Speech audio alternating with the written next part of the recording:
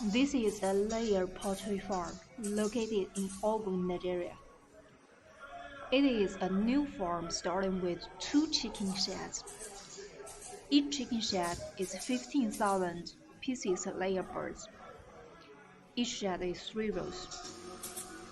The chicken cage they are installing is A-type 4-tier layer chicken cage. Each cage can hold 120 pieces of layer birds. With the fully automatic installation tools, they can finish the installation of the cage wire mesh easily. The cage mesh part only requires 2 workers.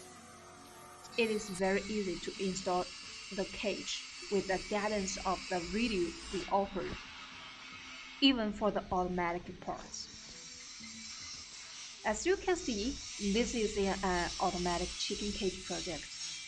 Consists of a chicken cage part, gantry feeding part, and scrapper manure removal parts. Gantry feeding parts can make sure that you can reduce the feed waste and no need human labor for the feeding system. And each shed only requires 2 to 3 workers for daily management.